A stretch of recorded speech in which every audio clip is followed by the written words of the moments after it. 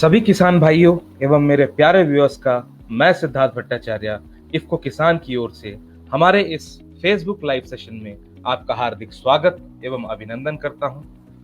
आशा करते हैं इस कठिन परिस्थिति के दौरान आप सब घरों पे होंगे और सरकार द्वारा दिए गए सारे अधिनियम का पालन करके आप अपनी और अपनी परिवार की सुरक्षा स्वयं कर रहे होंगे। किसान भाइयों, जैसा कि आप जानते हैं कि अन्नदाता को जानकारी की कमी न हो, इस समय वो किसी भी तरह से जानकारी से वंचित न हो।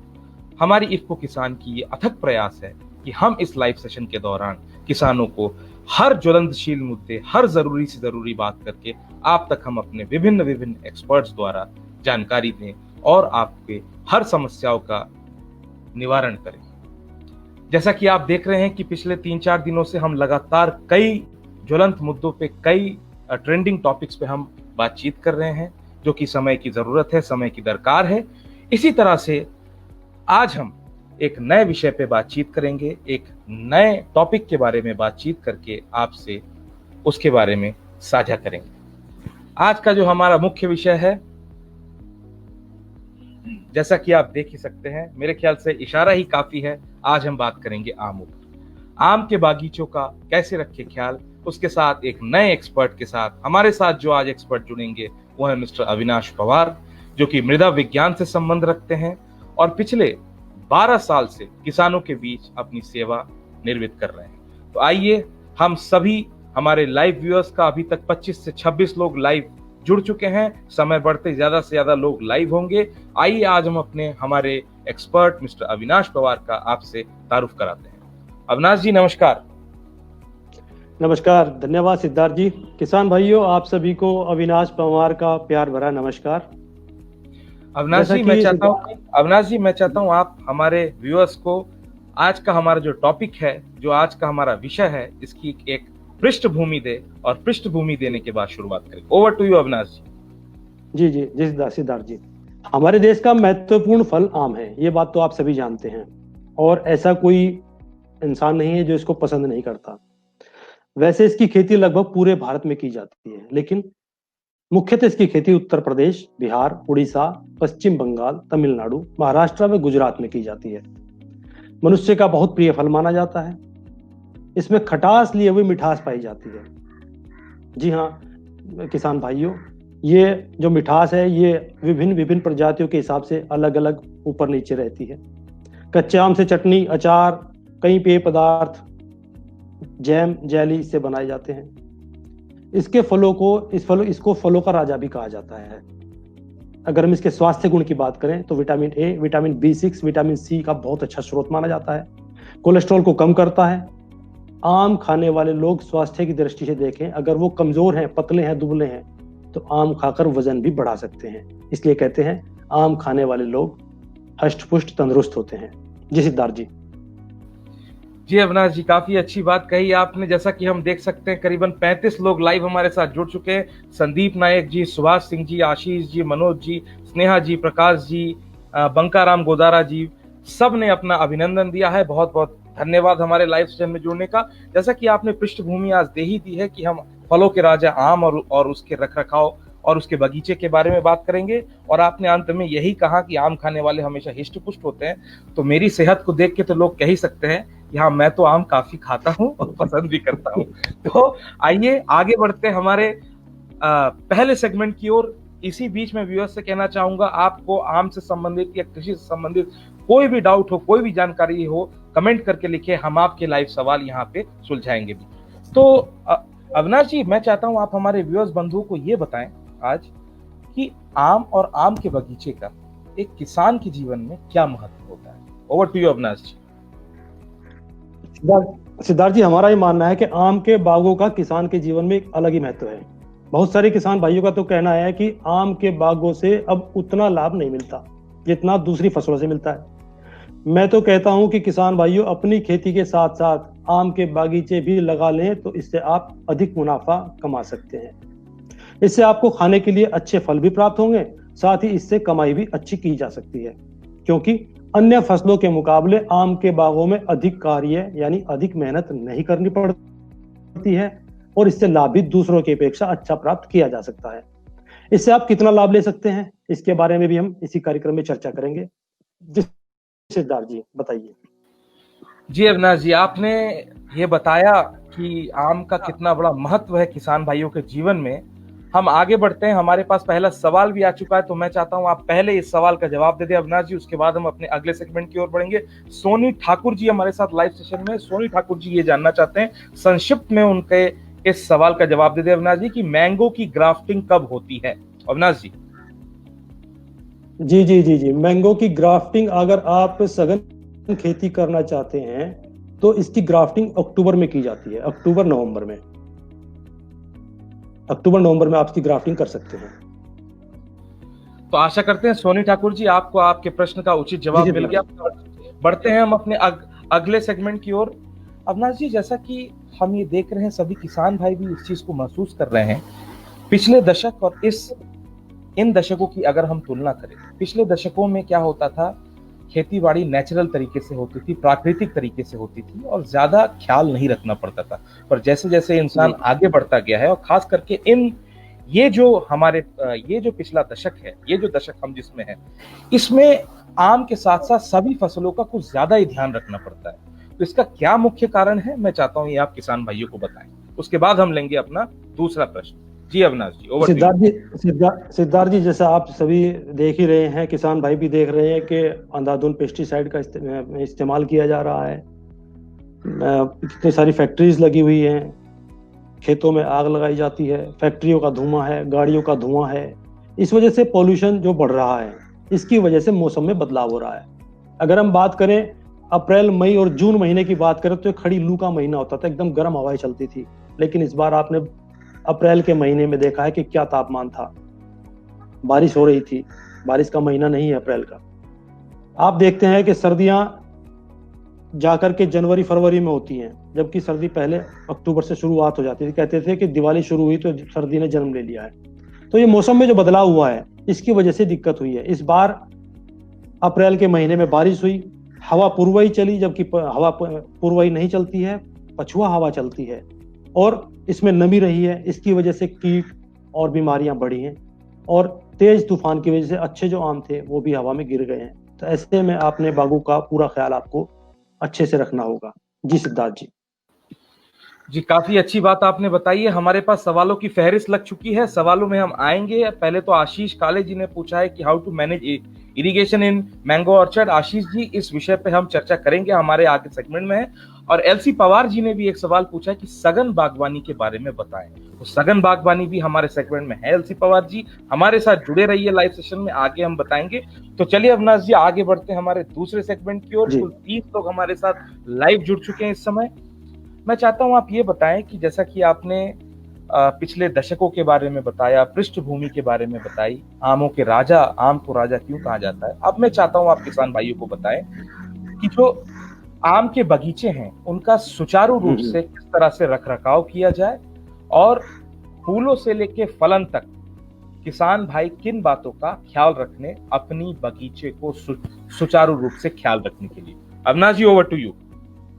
जी, वैसे तो सिद्धार्थ जी, किसान भाइयों मैं आपको बता दूं, अक्सर करके बागों में जो विशेष ध्यान दिया जाता है वो फूल आने से, यानी बोर आने से लेकर के फल बनने तक का विशेष ध्यान रखने की बात होती है। अगर इस पीरियड में हम लोग ध्यान न दें तो पूरे के पूरे बाग खाली हो जाते हैं। जैसे ही फूल आना शुरू होता है, फूल बाहर आते हैं, उस समय पे आपको एक सिंचाई करनी होती है। सिंचाई कर देंगे तो उसमें खेत में नमी बनी रहेगी। दूसरे, एक फफूंदनाशक कार्बेंडाजिम मैनकोजेब ले सकते हैं 1 ग्राम प्रति लीटर। एक कीटनाशक इमिडाक्लोरपिड 17.8 SL की आधा मिलीलीटर मात्रा प्रति लीटर। इसका एक छिड़काव कर देने से जो रस चूसने वाले कीट हैं उनका प्रभावी नियंत्रण हो जाता है। उसके बाद किसी भी कीटनाशक का छिड़काव तब तक नहीं करना होता है जब तक फल ना बन जाए, क्योंकि इस अवस्था में परागण क्रिया करने वाले कीट बागों में होते हैं। इसमें जो परागण क्रिया होती है छोटी मक्खी द्वारा होती है, गंध वाली मक्खी द्वारा होती है, वो सब मर जाएंगी। ऐसा करने से जो फल हमारे बनने चाहिए, जो फल हमें प्राप्त होने चाहिए, वो नहीं हो पाएंगे। इसलिए फूल आते समय आप फूलों से पहले एक छिड़काव अगर कर देंगे, जैसे 1-2 फूल निकलता है तब आप छिड़काव कर देंगे, उसके बाद छिड़काव आप जब फल बन जाएंगे तब करेंगे। अगर इसके बीच कहीं ऐसी कोई समस्या आती है कि कीटों का प्रकोप ज्यादा हो गया है, तब कोशिश कोशिश करें कि शाम के समय में छिड़काव करें। जी सिद्धार्थ जी। क्या बात है, आपने एक टोटल ओवरव्यू दिया है। हमारे पास कुछ सवाल हैं, ज्वलनशील सवाल हैं, जो मैं चाहता हूं अविनाश जी आप पहले इनका निवारण करें। पहले तो मैं चाहता हूं कि हमारे साथ ये पंडित दिलीप शर्मा जी है, उनका ये सवाल है कि कार्बाइड से पका आम, कार्बाइड से पका आम स्वास्थ्य की दृष्टिकोण से कैसा है? ये जो कृत्रिम तरीके से पका आम शरीर को कितना नुकसान पहुंचाएगा? बहुत ही अच्छा सवाल है पंडित दिलीप शर्मा जी, और मैं चाहता हूं कि आप किसान भाइयों एवं सारे लोग जो आज हमारे साथ लाइव देख रहे हैं उनको अवगत कराएं कि इनके साइड इफेक्ट्स क्या क्या है। ओवर टू यू अविनाश जी। देखो, ये बात तो सभी जानते हैं कि कार्बाइड से पका आम स्वास्थ्य की दृष्टि से बिल्कुल भी ठीक नहीं है। या तो प्राकृतिक तरीके से पकाया जाए तो अच्छा रहता है, या फिर इसको पकाने के लिए जो भारतीय बागवानी अनुसंधान संस्थान बेंगलुरु है, इसने इथेरल और इथेफोन से निकलने वाली इथाइलिन गैस को फलों को पकाने के लिए वैकल्पिक विधि का मानकीकरण कर दिया गया है। इसके लिए आपको 2 मिलीलीटर ये केमिकल, ये रसायन इथेरल प्रति घन मीटर की आवश्यकता पड़ती है। इससे पकाने का एक आसान तरीका है, इसमें क्षार मिलाया जाता है, यानी 1 घन मीटर में जो फल आप रख सकते हैं, कमरे का भी साइज आप देख लीजिए। ध्यान रहे कि कमरा या वो जो बॉक्स है प्लास्टिक का, वो वायु अवरोधी हो, यानी एयर टाइट हो, उसमें हवा कहीं से लीक नहीं होना चाहिए। उसमें आप अपने फलों को रखिए और साइज के हिसाब से, जैसे मैंने बताया, 2 मिलीलीटर प्रति घन मीटर इथेरल लेंगे। उसमें 1 ग्राम सोडियम, यानी 2 मिलीलीटर में 1 gram sodium hydroxide caustic soda मिला लेंगे। इससे इथाइलिन गैस निकलेगी और उस कमरे के अंदर एक छोटा पंखा चला दीजिए। छोटा पंखा आप चला देंगे तो हवा का उसमें सभी फलों पे लगती रहेगी। 18 से 24 घंटे में फल पककर तैयार हो जाएंगे, और वो फल स्वास्थ्य की दृष्टि से भी अच्छे हैं। और उन फलों में सबसे अच्छी बात क्या रहती है कि उनमें रेजिस्टेंस पावर ज्यादा होती है, यानी वो फल कार्बाइड से पके हुए फलों से ज्यादा लंबे समय तक टिकते हैं, वो देर तक खराब नहीं होते हैं, और स्वास्थ्य की दृष्टि से भी ठीक है। और जैसे फल आम पर पेड़ पर पकता है, उसके जैसा उसका स्वाद होता है। जी सिद्धार्थ जी। आशा करते हैं पंडित दिलीप शर्मा जी आपको आपके प्रश्न का उचित जवाब मिल गया, और धन्यवाद अविनाश जी। सवालों की फहरिस्त बहुत लंबी है, कुछ सवाल हम आगे भी लेंगे, लेकिन उससे पहले हम आते हैं अपने दूसरे सेगमेंट में। अविनाश जी, मैं चाहता हूं हमारे किसान भाइयों को, व्यूअर्स को अभी आप ये बताएं कि फलन के दौरान आम के बगीचे में सिंचाई का कितना योगदान है, और सिंचाई करते समय किसान किन किन बातों का ध्यान रखें। जी अविनाश जी। मैं सिद्धार्थ जी, पहले भी मैं बता चुका हूं, किसी भी फसल में सिंचाई का विशेष योगदान है, लेकिन वो कितनी मात्रा में पानी लगे। किसी भी फसल में धान को छोड़ करके जल भराव की स्थिति ठीक नहीं मानी जाती। इसलिए कोशिश करें कि थाला बनाकर सिंचाई करें, पानी बचेगा, या ड्रिप इरिगेशन अपनाएं, इससे भी पानी की बचत होती है। और फलन के समय सिंचाई का बड़ा योगदान है। फूल आते समय आपको एक सिंचाई करनी है, और जब तक फल जामुन के आकार का ना हो जाए तब तक पानी नहीं देना है, नहीं तो फल गिर जाते हैं। जी सिद्धार्थ जी। जी अविनाश जी, तो आपने सिंचाई के महत्वपूर्ण के बारे में बताया। सवालों की फहरिस्त बहुत लंबी है, धन्यवाद हमारे साथ जुड़ने के लिए। लाइव में जैसे जैसे हम आगे बढ़ रहे हैं, हम देख रहे हैं कि लोग भी हमारे साथ बढ़ते जा रहे हैं।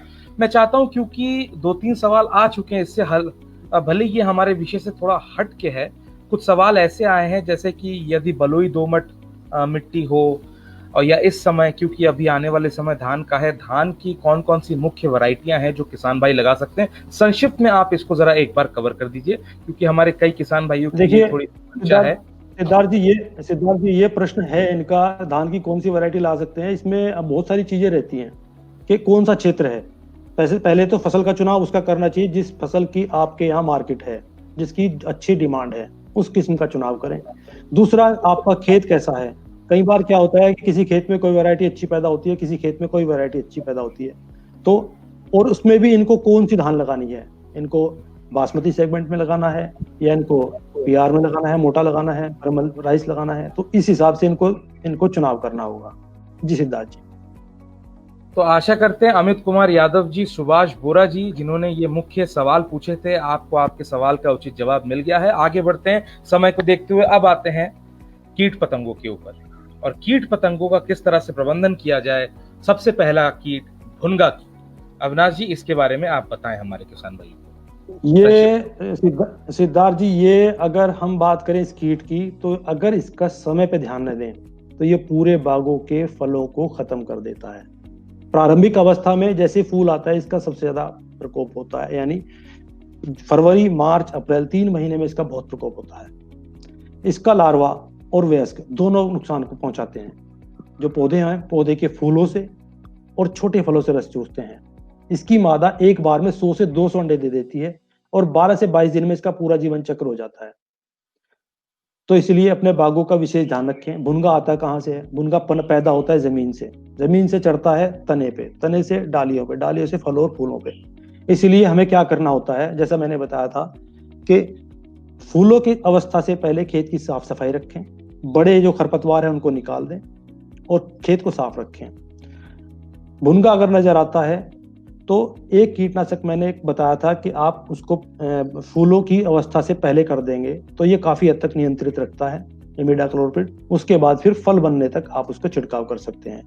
तो ये इस तरह का कीट है, इसका प्रभावी नियंत्रण इमिडा से किया जा सकता है। और भी रसायन है, विषय विशेषज्ञों की सलाह अनुसार ही आप इनका छिड़काव करें। चाहे तो आप इफको किसान की हेल्पलाइन 1800-180-1551 पर भी आप कॉल कर सकते हैं, या इफको किसान एग्रीकल्चर ऐप का भी इस्तेमाल कर सकते हैं। जी सिद्धार्थ जी, क्या बात है, आपने भुनगा के बारे में बताया। सवालों की फहरिस्त काफी लंबी होती जा रही है। तुरंत एक सवाल और हम ले लेंगे इसी के बीच में। ये प्रताप ब्यूरा जी हैं, वो पूछ रहे हैं कि बैक्टीरियल ब्लैक स्पॉट मैंगो में, आम में कैसे कंट्रोल किया जा सकता है। संक्षिप्त में आप ये बैक्टीरियल ब्लैक स्पॉट के बारे में बता दीजिए। जी जी जी, बैक्टीरियल ब्लैक स्पॉट को सही मायने में अगर हम बात करें तो ये पत्तियों पे धब्बे आते हैं, ठीक है जी। और इसका क्या होता है, ये एक तरह का पत्तियां, इसकी प्रोरोप पत्तियां झुलस जाती हैं, फलों पे दाग पड़ जाते हैं। अगर इसका सही समय पे ध्यान न दें तो 10 से 90% तक नुकसान होता है।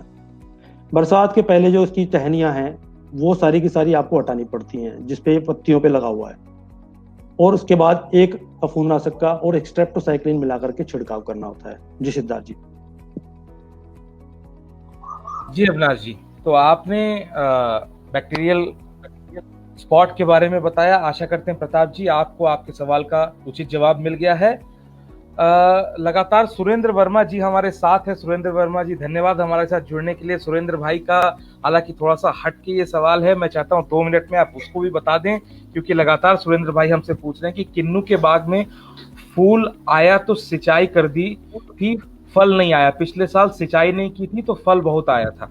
तो थोड़ा सिंचाई से संबंधित क्योंकि हमने बात की, तो सुरेंद्र जी थोड़ा सा ये उनको बता दीजिए कि किन्नू के बाग में सिंचाई का क्या महत्व है और कब कब करना चाहिए। फिर हम अपने अगले ये सेगमेंट की ओर बढ़ेंगे।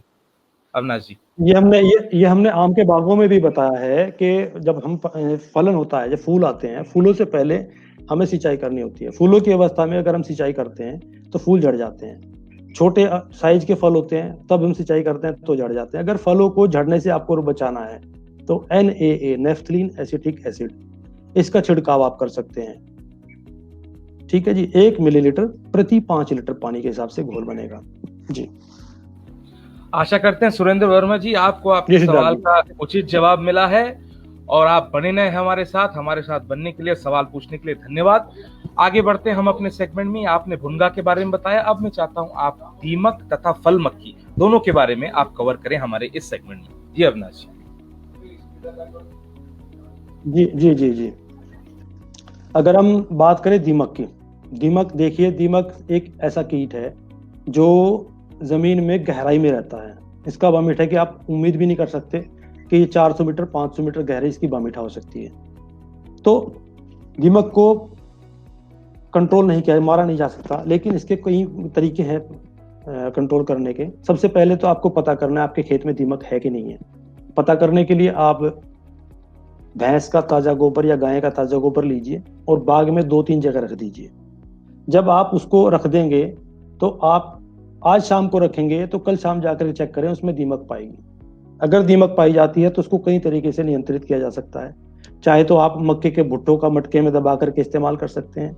मक्के के भुट्टों को मटके में भरिए और जमीन में दबा दीजिए खेत में, और सारी दीमक उसमें आ जाएंगी। उनको क्लोरोपाइरीफास से मार दीजिए।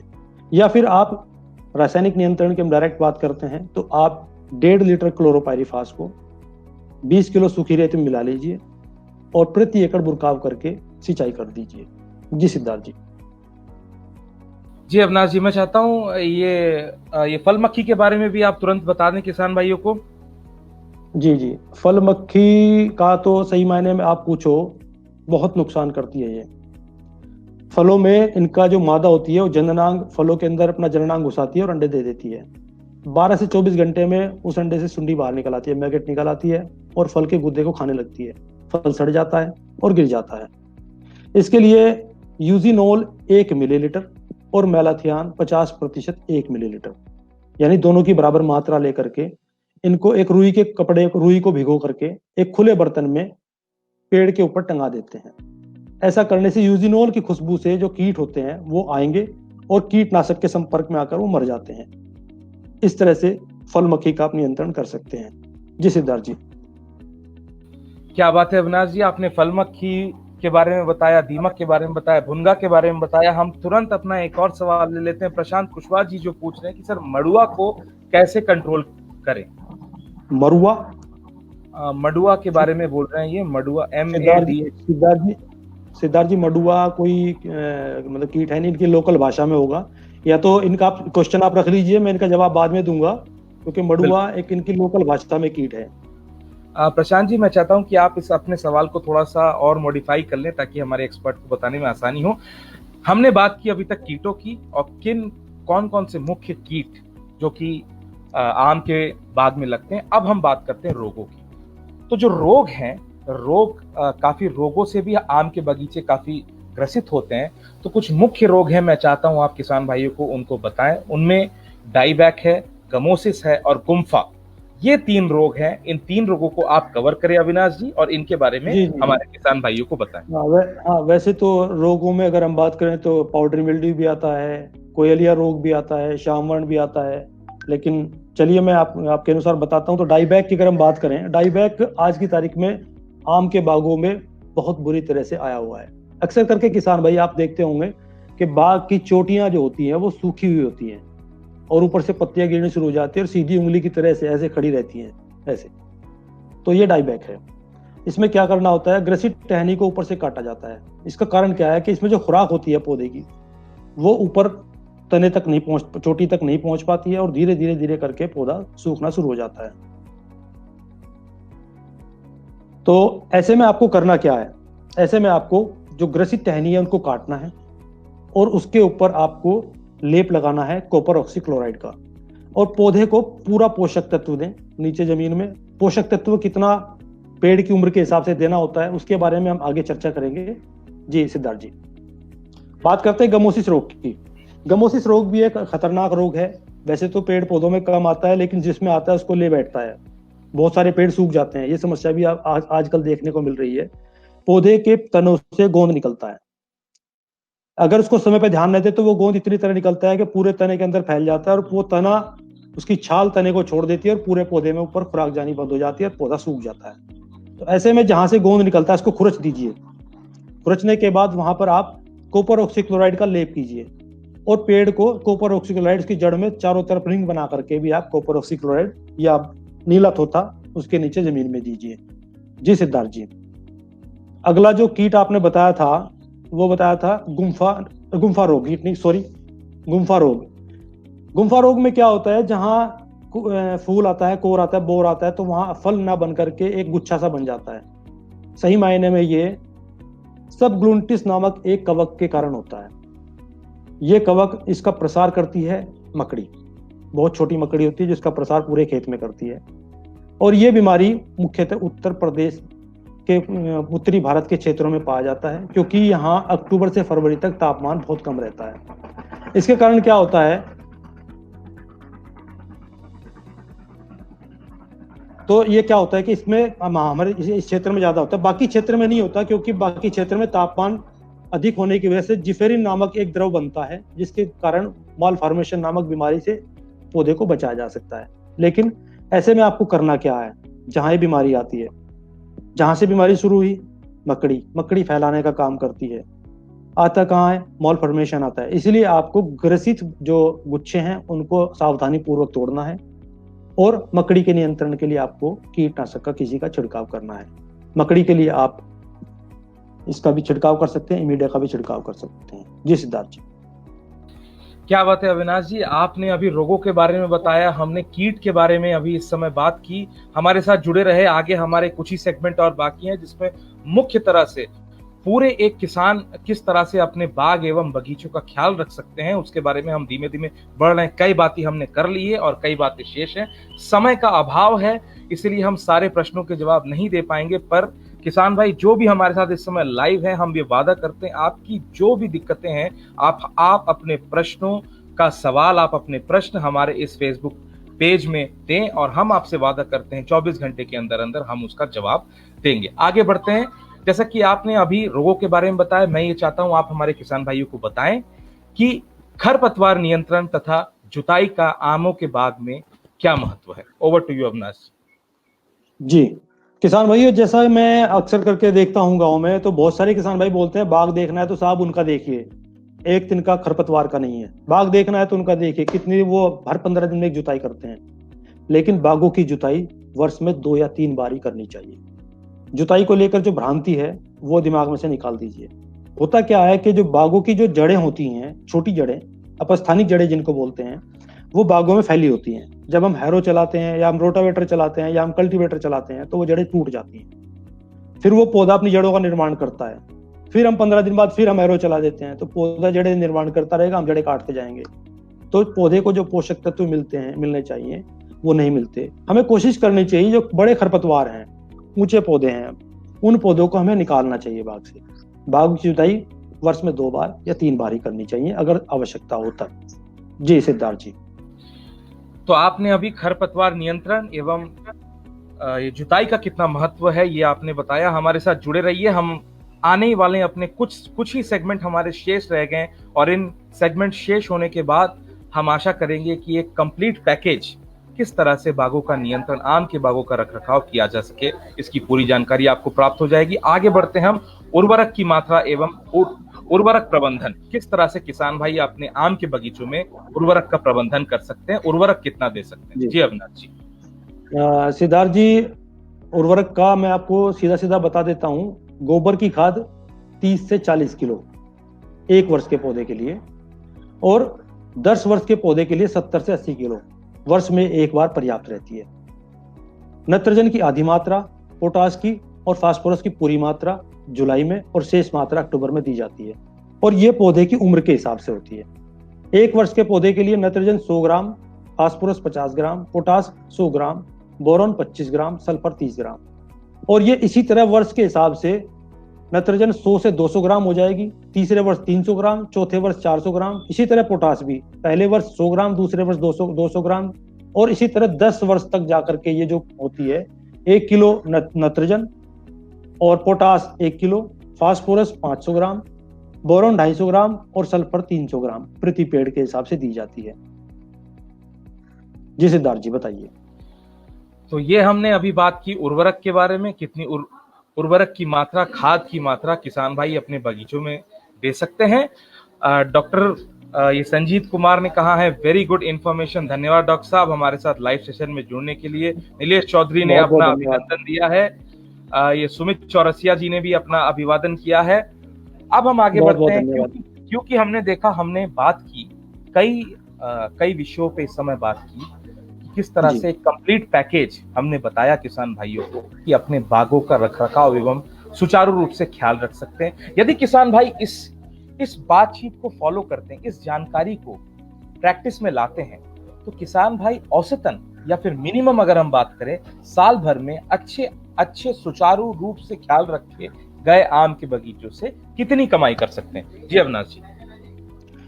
देखो, अगर हम 10 मीटर की दूरी पर पेड़ लगाते हैं तब हम प्रति हेक्टेयर 100 पेड़ लगा सकते हैं, और एक पेड़ अगर 100 से 150 किलोग्राम फल भी देता है और भाव 30 रुपए का मिल जाता है, तब आप 3.5 से 4.5 लाख रुपए प्रति हेक्टेयर ले सकते हैं। इसमें रही बात खर्च की, 25 से 30 हजार रुपए प्रति वर्ष खर्च आता है, तो इसमें अच्छी कमाई है। मुझे नहीं लगता इतनी कमाई किसी और फसल में होगी। जी सिद्धार्थ जी। तो आपने बताया, देखिए किसान भाइयों, ये बहुत ही मुख्य बात है जो अभी अविनाश जी ने कहा। अक्सर हम बाग लगा देते हैं, बाग लगा के छोड़ देते हैं और ऊपर वाले के हाथ में छोड़ देते हैं, जैसी जो कमाई होगी वैसी देखी जाएगी। बट आज के जमाने में कृषि की अच्छी सी अच्छी तकनीक यदि हम फॉलो करते हैं, यदि हम देखते हैं, तो आम के बगीचे एक अति उत्पाद के तौर पे, अति इनकम, एक्स्ट्रा इनकम के तौर की किसान भाई ले सकते हैं। इसी के साथ आज हम अपने आखिरी सेगमेंट में आते हैं, जो कि हमारे कई किसान भाई भी इस लाइव सेशन में पूछ चुके हैं, और ये काफी ज्वलंतशील मुद्दा है और ये नया टेक्निक है जिससे किसान भाई आम के बगीचे से जल्द ही पैसे कैसे कमाए, उसके ऊपर हम चर्चा करेंगे। वह सघन बागवानी यानी high density planting. Avinash ji, over to you, सघन बागवानी के बारे में और हमारे इस आखिरी सेगमेंट के बारे में किसान भाइयों को बताएं। जी जी जी जी धन्यवाद जी, धन्यवाद सिद्धार्थ जी। किसान भाई, जैसे आप जानते हैं, बढ़ती जनसंख्या, प्रति व्यक्ति घटती जमीन, इन सब बातों को ध्यान में रखते हुए अधिक और जल्दी उत्पादन लेने के लिए सघन बागवानी को अपनाना एक अच्छा विकल्प है। आप चाहें तो दूसरे वर्ष से, तीसरे वर्ष से कमाई शुरू कर सकते हैं। पुरानी पद्धति से हम बाग लगाते थे, कहते थे कि दादा लगाए पोता बढ़ते, 15 साल 20 साल में जाके बाग तैयार होता था। इवन अगर हम चौसा वैरायटी की बात करें तो 60 फुट की दूरी पे चौसा लगाया जाता है। पहले 45 पे लगाते थे, अब बोलते हैं 45 भी कम पड़ती, 60 फीट पे लगाइए। लेकिन उसके विपरीत सघन बागवानी आई है। बोनी किस्मों का इसमें चुनाव करना चाहिए। आम की आम्रपाली किस्म इसका एक अच्छा उदाहरण है। साधारण खेती में 10-10 मीटर की दूरी पे पेड़ लगाते हैं तो 100 पौधे लगते हैं, और आम्रपाली सघन खेती में 2.5 मीटर की दूरी पे पेड़ लगता है तो 1600 पौधे प्रति हेक्टेयर लगते हैं। अन्य किस्म की अगर लगाना चाहते हैं तो 5-5 मीटर की दूरी पे हम पौधे लगा सकते हैं, 800 पेड़ प्रति हेक्टेयर लगेंगे। इसमें वैसे जो रखरखाव है, कीट है, रोग है, खाद है, वो हम सब बता चुके हैं। सभी उसी तरह लगते हैं जैसे सामान्य तौर पे लगते हैं। लेकिन इसमें जो पौधा लगाने का तरीका भी हमने आपको बताया नहीं है, वो बता देते हैं जो किसान भाई नए बाग लगाना चाह रहे हैं। 50 सेंटीमीटर व्यास वाले मई में गड्ढे खुदाई होंगे, यानी सही समय है गड्ढे खुदाई करने का। 5 से 7 दिन के लिए गड्ढों को खुला छोड़ दें। उसके बाद मानसून शुरू होने पर 25 से 30 किलोग्राम गोबर की खाद और मिट्टी दोनों आपस में मिलाकर गड्ढों को भर दें।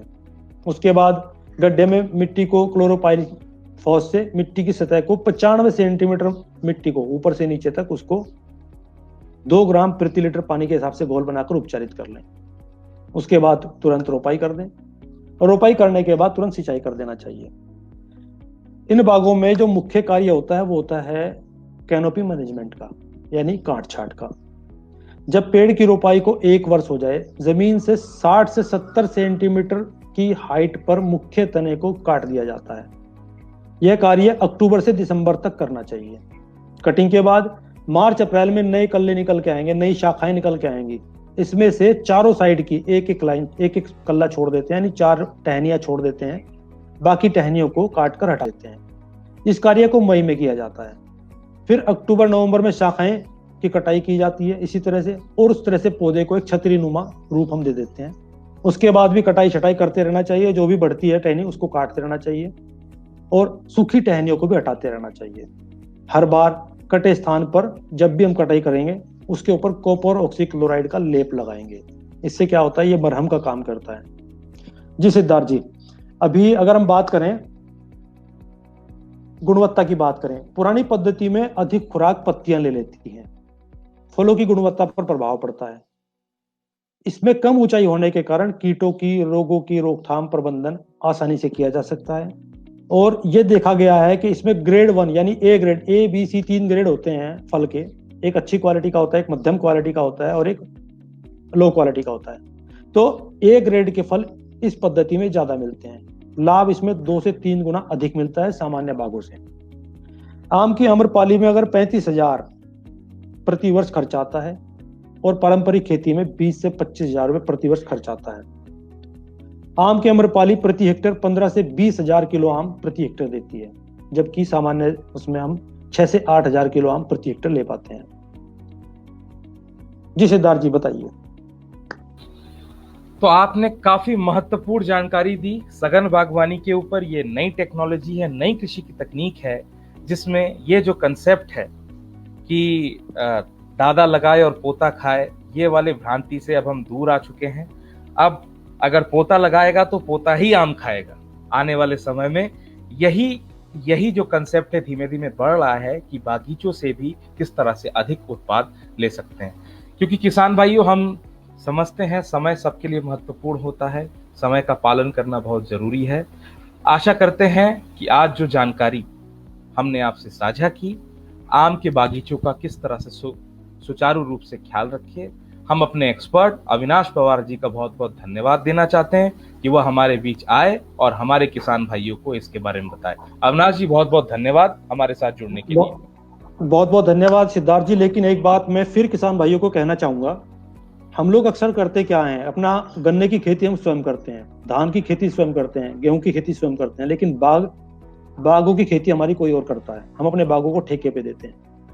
इसका सबसे बड़ा जो ड्रॉबैक है वो ये है सिद्धार्थ जी, होता क्या है कि हम अपने बागों को ठेके पे देते हैं 2 वर्ष के लिए। जो हमारे पेड़ों को ठेके पे लेगा, जो हमारे बागों को ठेके पे लेगा, तो वो कोशिश करता है कि 2 साल में इससे सब कुछ निकाल लिया जाए। अगर मालिक उसकी खेती करेगा तो उसमें इस तरह से खाद देगा कि अगर तीसरे साल उस खाद का असर आने वाला है तो वो तब भी लगाएगा। सबसे बड़ी बात क्या है कि जो 80% हमारे जो ठेकेदार हैं उनको ये तक नहीं पता है कि कौन सा रसायन हमें देना है, किस अवस्था में देना है कि नहीं देना है, ये भी उनको नहीं पता है। जो उनको हमारे डीलर दे देते हैं, जो कंपनीज वाले देते हैं, वही वो इस्तेमाल करते हैं। तो अगर ठेके पे भी कोई लेता है तो सही दवा की जानकारी लेकर के, कौन सा रोग है, कौन सा कीट है, क्या दवाई लगनी चाहिए, क्या नहीं लगनी चाहिए, किस अवस्था में लगनी चाहिए, ऐसा अगर करके हम लोग करेंगे तो हमारी जो फलों की गुणवत्ता है वो अच्छी होगी, और गुणवत्ता अच्छी होगी तो बाजार में उसका मूल्य भी अच्छा मिलेगा, और अच्छा मूल्य मिलने से हमारे फल जो हैं विदेशों में तक बेचे जा सकते हैं। धन्यवाद किसान भाइयों। धन्यवाद अविनाश जी, बहुत ही मूल्यवान बात के साथ आपने आज अपनी वाणी समाप्त की है। आशा करते हैं किसान भाइयों, आज हमने जो आपसे जानकारी साझा की है वो एक कंप्लीट पैकेज के रूप में, एक कंप्लीट सॉल्यूशन के रूप में आप उस जानकारी को उपयोग में लेंगे और लाभान्वित होंगे। क्योंकि आम का महीना चल रहा है, गर्मियों का महीना चल रहा है, बागीचों की देखभाल, रख रखाव एक बहुत ही ज्वलंतशील मुद्दा था जिसको हमने सोचा हम आपसे साझा करेंगे। प्रतिदिन किसान भाइयों इसी तरह से हम आपसे आएंगे, बातचीत करेंगे और नए नए मुद्दों पे आपसे जानकारी देंगे। हमारा ये दृढ़ संकल्प है कि ये हमारा एफबी लाइव सेशन किसानों का प्राइम टाइम बन सके। किसान भाई इसको देखें और अधिक से अधिक जानकारी लेके लाभान्वित हो। किसान भाइयों, क्योंकि सवाल की फहरिस्त काफी लंबी थी, बाद में जो जुड़े हमारे साथ अमित पटेरिया जी, डॉक्टर संजीत कुमार जी, आशीष कावले जी, सुमित चौरसिया जी, नीलेश चौधरी जी, सब ने अपना धन्यवाद ज्ञापन किया है। बहुत बहुत धन्यवाद हमारे लाइव सेशन में जुड़ने का। मैं ज्यादा समय ना लेते हुए कल हम फिर आएंगे इसी समय 11 बजे एक नई जानकारी, एक नए एक्सपर्ट और एक नई ऊर्जा के साथ। तो मैं तो ये खाने जा रहा हूँ, मुझे तो बहुत पसंद है। आशा करते हैं आप भी आम खाएं, इसका लाभ लें, गर्मियों में स्वस्थ रहें, तंदुरुस्त रहें। जय हिंद, जय किसान, नमस्कार।